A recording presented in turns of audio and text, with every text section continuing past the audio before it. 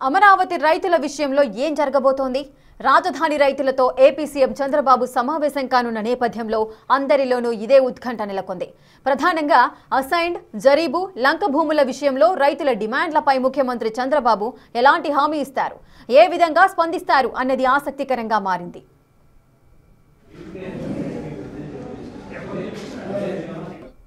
అయితే అంతకుముందు ఇదే అంశంలో ఏపీ ప్రభుత్వంపై మండిపడ్డారు అమరావతి ప్రాంత రైతులు. ప్రత్యేకించి కూటమి ప్రభుత్వం అధికారంలోకి వచ్చి ఏడాదిన్నర గడిచినా తమ ప్రాబ్లమ్స్ తీరలేదన్నారు. రైతుల ప్రధాన డిమాండ్లను ఒకసారి పరిశీలిస్తే ఆంధ్రప్రదేశ్ రాజధానిగా అమరావతిని ప్రకటిస్తూ పార్లమెంటులో గెజిట్ తీసుకురావాలన్నది వారి ప్రధానమైన డిమాండ్. అయితే ప్రస్తుతం గత ప్రభుత్వం హయాంలో చేసిన 3 రాజధానుల కేసు సుప్రీంలో పెండింగ్లో ఉంది. దీన్ని ఉపసంహరించుకోవాలన్నది మరో డిమాండ్. అలాగే R5 జోన్ను ఉపసంహరించుకోవాలని కోరుతున్నారు. రాజధాని గ్రామాల్లో రైతులకిచ్చిన రిటర్నబుల్ ప్లాట్ల సమస్యలు, రైతులకు ఇవ్వాల్సిన 11వ సంవత్సరం కౌలు, ప్లాట్ల సరిహద్దుల రాళ్లు వేయడం, పెగ్ మార్కింగ్ చేయడం మరికొన్ని ముఖ్యమైన అంశాలు. ఇక రాజధాని ప్రాంతంలో కేంద్ర ప్రభుత్వ సంస్థలు, ఇతర కంపెనీలకు కేటాయించిన భూముల్లో పనులు త్వరగా ప్రారంభమయ్యేలా CRDA చొరవ చూపాలన్నది మరో డిమాండ్.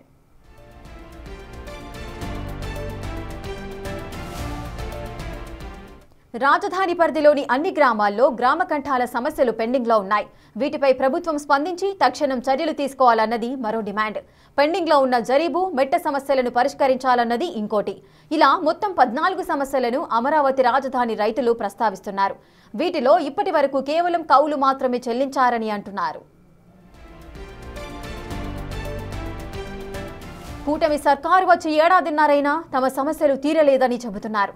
ఈ క్రమంలోనే ఆగస్టు 5న మంత్రి నారాయణను కలిసి తమకు సంబంధించిన 14 సమస్యలను విన్నవించినట్లుగా వెల్లడించారు రాజధాని రైతులు. అయితే వీటిపై మంత్రి నారాయణ స్పందించలేదన్నారు. పైగా CRDA కమిషనర్ కన్నబాబుకు చెప్పినా పట్టించుకోవడం లేదని ఆరోపించారు రాజధాని రైతులు. ఎన్డీఏ ప్రభుత్వం రాష్ట్రంలో వచ్చి 1.5 సంవత్సరాలు అయినప్పటికీ కూడా రైతాంగానికి సంబంధించినటువంటి సమస్యలు ఏ ఒక్కటి కూడా పరిష్కారానికి నోచుకోలేదు.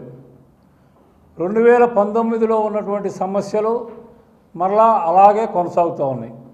ఆగస్టు 5వ తారీఖు మంత్రి గారు మమ్మల్ని జేఏసీ కలవటానికి సమయం ఇవ్వటం, ఆగస్టు 5వ తారీఖు కమిషనర్ గారిని, మంత్రి గారిని కలిసి ఆ రోజు 14 సమస్యలు ఏవైతే అపరిష్కృతంగా ఉన్నాయో వాటిని పరిష్కరించాలని ఆ రోజు విజ్ఞప్తి చేయడం జరిగింది. మంత్రి గారు ఇవన్నీ కూడా చేయదగిన సమస్యలే, చేయదగిన సమస్యలన్నీ కూడా ఒక నెల 15 రోజుల్లో పూర్తి చేసి మీ అందరిని కూడా మరలా తెలియజేస్తామని చెప్పడం జరిగింది. కానీ ఇంతవరకు మరలా సమావేశం ఏర్పాటు చేసినటువంటి పరిస్థితి లేదు. ముఖ్యమంత్రి గారు కూడా పదే రాజధాని మహిళల్ని, ఉద్యమకారుల్ని అనేక సందర్భాల్లో ప్రశంసిస్తున్నారు తప్ప ఈ యొక్క రైతుల్ని కలవటానికి ఆయన కూడా ఆసక్తి చూపలేదు. కారణం ఏంటో కూడా తెలియదు మాకు. అధికారులు అసలు సమస్య పరిష్కారం చేయడానికి సిద్ధంగా లేరు. అసలు వాళ్ళు రైతుల్ని చాలా చిన్న చూపు చూస్తున్నారు. మేము భూములు ఇచ్చేటప్పుడు మమ్మల్ని బతిమాలి భూములు తీసుకున్న పరిస్థితి నుండి ఈవేళ రైతులు అధికారుల ముందు చేతులు కట్టుకొని నిలవాల్సినటువంటి పరిస్థితి ఈరోజు కల్పించారు.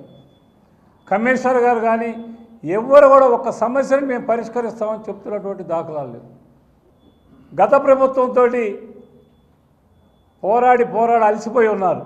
కానీ మరలా మేమందరం కష్టపడి సాధించుకున్నటువంటి ప్రభుత్వం మీద కూడా మేము పోరాడాల్సి వస్తే ఇది చాలా దురదృష్టకరమైనటువంటి విషయం అవుతుంది. రాజధాని రైతులు సమావేశం నిర్వహించి ఆగ్రహం వ్యక్తం చేయడంతో ప్రభుత్వం సమస్యల పరిష్కారం దిశగా చర్యలు వేగవంతం చేసింది. అమరావతి రైతుల సమస్యల పరిష్కారంపై త్రిసభ్య కమిటీ సమావేశమై చర్చించింది. ఈ సందర్భంగానే రాజధానిలో భూములిచ్చిన ప్రతి రైతుకు తప్పకుండా న్యాయం చేస్తామన్నారు మంత్రి నారాయణ. ప్రతిరోజు ప్లాట్ల రిజిస్ట్రేషన్ జరుగుతోందని చెప్పుకొచ్చారు. ఇంకా కేవలం 719 ఎకరాలకు మాత్రమే ప్లాట్లు కేటాయించాల్సి ఉందన్నారు మంత్రి నారాయణ. 719 ఎకరాల్లో 320 ఎకరాలు పూర్తయిపోతుంది. ఈ విధంగా యాక్చువల్గా ప్రతిదీ 1 by 1 చేస్తున్నాం. రెగ్యులర్గా మంత్రి గారు, శాసనసభ్యులు మేము కూర్చొని డిస్కస్ చేస్తూ రైతులతో కూడా చేసి అన్ని సమస్యలు సాల్వ్ చేస్తాం. ఒకరిద్దరు చెప్పే వాళ్ళ స్వార్థం కోసం చెప్పే మాత్రం నమ్మొద్దని రిక్వెస్ట్ చేస్తాను రైతు సోదరులు. జరీబు మెట్ట భూములకు సంబంధించి క్షేత్ర స్థాయిలో వెరిఫై చేసిన తర్వాత సమస్యల్ని పరిష్కరిస్తామన్నారు కేంద్ర మంత్రి పెమ్మసాని చంద్రశేఖర్. గ్రామ కంఠాలకు సంబంధించి 370 మంది రైతులకు ఇబ్బంది ఉందని వాటిని పరిశీలిస్తామన్నారు. లంక భూముల విషయం గ్రీన్ ట్రిబ్యునల్ కేసు పెండింగ్ లో ఉందన్నారు. అసైన్డ్ భూముల అంశం కేబినెట్ సబ్ కమిటీ పరిధిలో ఉందన్న ఆయన చాలా వాటిని 90 రోజుల్లోగా పరిష్కరిస్తామన్నారు. గత ప్రభుత్వ పాలన కారణంగా పలు సమస్యలు వచ్చాయన్నారు కేంద్ర మంత్రి పెమ్మసాని చంద్రశేఖర్. 98% ప్లాట్స్ అలాట్ అయిపోయినాయి. 98 అంతా ఎక్కడైతే గొడవ ఉందో 2% గురించే మనం మాట్లాడుతున్నాం. ఇవి కూడా రకరకాల కారణాలు, Lanka lands, assigned lands, court cases, ఇవి కాకుండా ఇందులో కొంతమంది వెస్టెడ్ ఇంట్రెస్ట్లు ఏ ఇష్యూ తీసుకున్నా కొంత వెస్టెడ్ ఇంట్రెస్ట్లు ఉంటాయి, వాళ్ళు ఇవన్నీ మిక్స్ అవటం వల్ల వచ్చినాయి. అందుకనే వీటన్నిటిని అంటే ఒకటి కమ్యూనికేషన్ కూడా ఇంకా మనం క్లారిటీ ఉంటే బాగుండేది.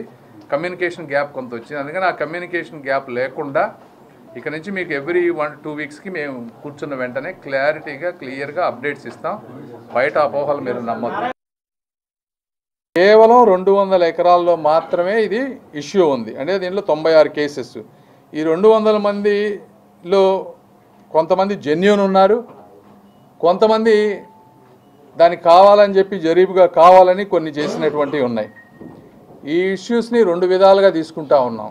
ఇందులో జెన్యూన్గా ఎంతమంది ఉన్నారు, జెన్యూన్ లేకుండా కొంతమంది స్వార్థంగా వాళ్ళ భూమి జరీబు అని చెప్పి ఎంతమంది కావాలని అడుగుతూ ఉన్నారు.